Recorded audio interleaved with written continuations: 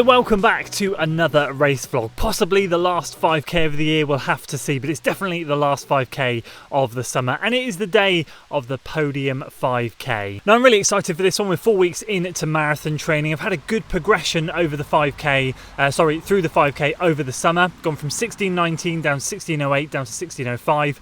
Obviously the goal today is I'd love to break 16. I'm going to give it a go. That is the only thing in my mind. Obviously a PB is a PB and I'd love to get one. I feel like it could go either way. It might fall either side of the 16s, but we'll have to see. I'm feeling good today, to the point where I sacked off my steady run yesterday and replaced it with an easy run just so I felt a bit fresher today. I really want to give this one a good go. It's going to be the last really hard effort of the block effectively. Obviously we'll have some good big marathon workouts, but in terms of like a short fast 5k effort, we have a 10k next week, but I'm going to be loaded up with marathon legs. I have kind of done a mini taper for this one to see what we can do, and so it should be a really good evening of racing. Heading down to Cardiff very shortly. There is a 5 o'clock race, a 6 o'clock race, both open waves. I've been seeded into the 6 o'clock race. Then there's the kind of elite women at 6:30 and then the elite men at 7 o'clock. Really excited. Hopefully some really big names there in the 7 o'clock race. I'll hopefully try and get some of that on film as well. I'm really excited just to get down there and give this one a good go. And finally, shoe of choice is going to be the Next Percent version 1. I think they've nearly got 100 miles in them now, so they're very close to the end of racing life. I didn't actually have the best race in them last time I used them throughout the summer, but I'm wondering if that's because in myself I didn't feel particularly great, and I don't want to blame the shoe. So I'm going to give them one more go, and if they don't feel great tonight at the race, then these things will be relegated to training, but let's give them one last shot.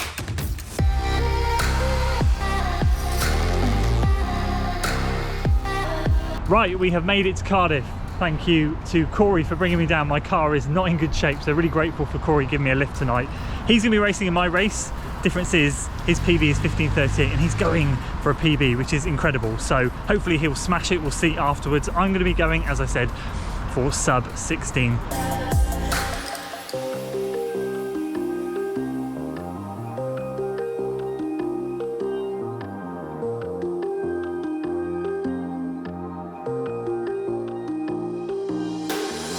Right, here we go. Lucky number 294. Final race thoughts. I've talked this through with Corey. Race tactics. I'm going to not go out like a bull in a china shop. I'm going to keep calm in the first mile. I have actually swapped my watch into kilometers for the first time, so we'll see how that works out. I'm just going to take it easy. There's a little bit of wind, and that's going to affect us on maybe one of the straights. It's a 3-lap course, maybe 1.5 bits. So I think if I tuck in nicely on the first K, it should only affect me in the second and third lap. If I can keep nice and calm in the first lap, I think that I'll have a good chance at breaking 16. Let's do it. Let's see what we can do.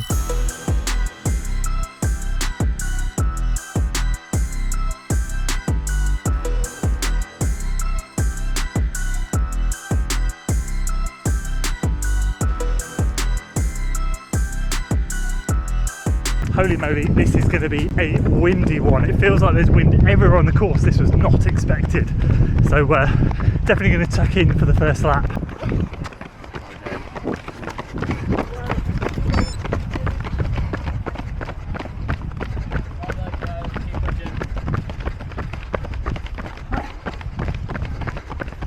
Right, well, we're going to get blown away tonight. So I've done the warm-up and I set my watch in kilometres as I mentioned earlier, and so basically the pace is showing in kilometres, but the auto lap is going off at mile splits, which is just completely messed up. And I've got 10 minutes to start the race. I'm not going to fiddle around with it now. It is what it is. So let's tuck in for the first lap and let's see what we can do tonight. Come on.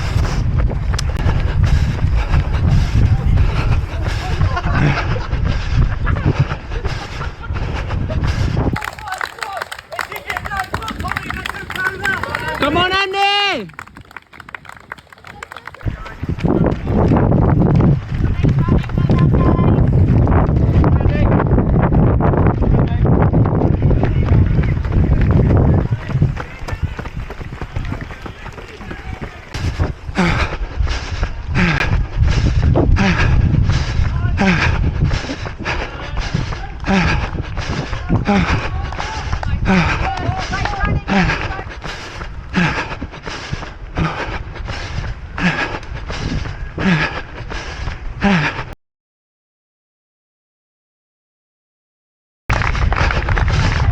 on, Andy!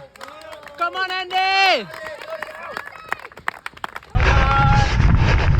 Come on, mate. Big effort to the end.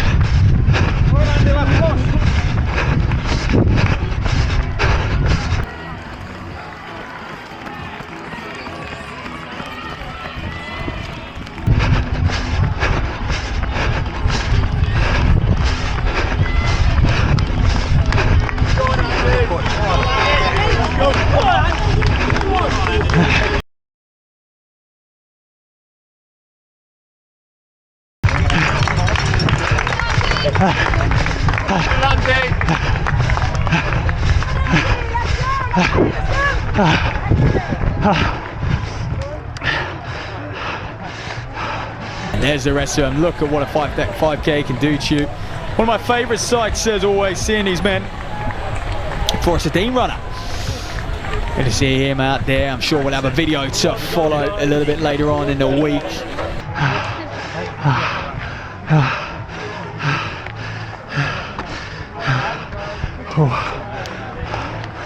What'd you get, mate? We're part of the Northern League Athletics, so. Please. Well done, amazing.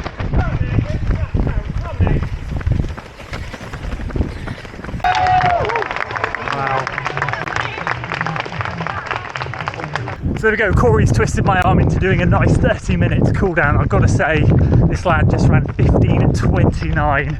I'm going to ask you a question, mate. How was that? Felt good, mate, felt good. It got a bit tough after 3K, but found a good pack to stick in, and that helped big time, especially in the windy conditions as well. So, yeah, I'm very chuffed with that. Unbelievable, he did amazing. 16:08 for me, according to the watch. I put in a good shift in the last 800, whatever it was, came around the corner and just pushed, but wasn't quite the day for the sub 16. But do you know what, I'll take it. We've gone from a 16:20 runner at the beginning of the year, and now we're running low 16, so consistency is there. Just, yeah, we'll go again next year for the sub 16s, I think. Right, so extended cool down done. The elite men are coming through in a second. I can see the bike coming around the corner. I'm going to run with them for a little bit so you can just see how fast they are. They're going to be running probably 13 high pace, 14 low. Let's see. Here they come. Hopefully the camera and me holding it is going to be just as stable. Let's see what we can do. Look at how fast they're going. This is nuts.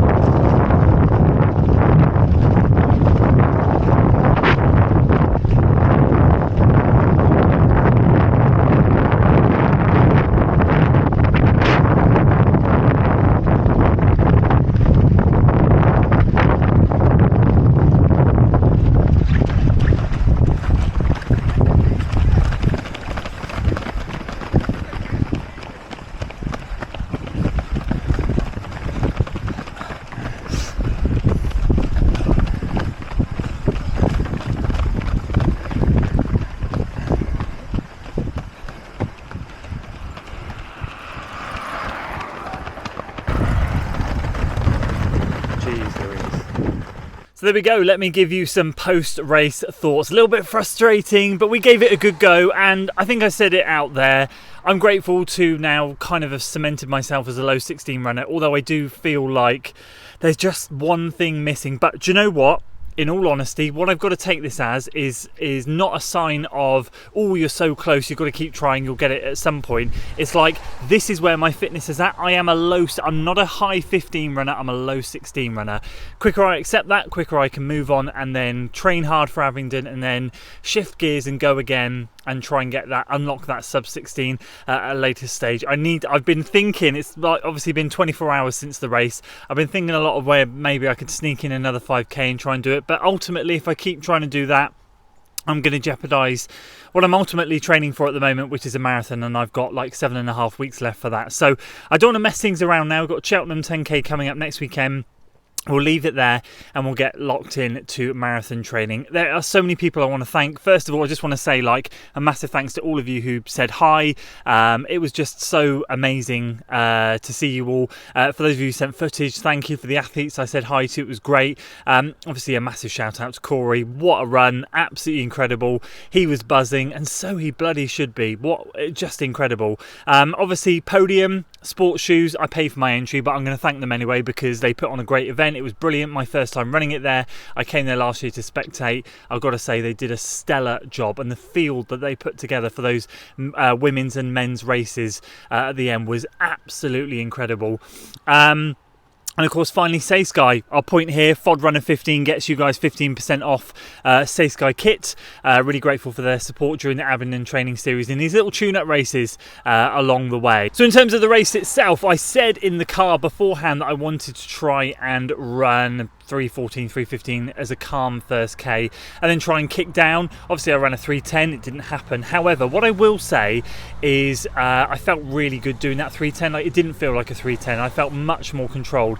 And for those of you who don't know, the course is like just under a mile, so that effectively it's kind of like 3 loops almost.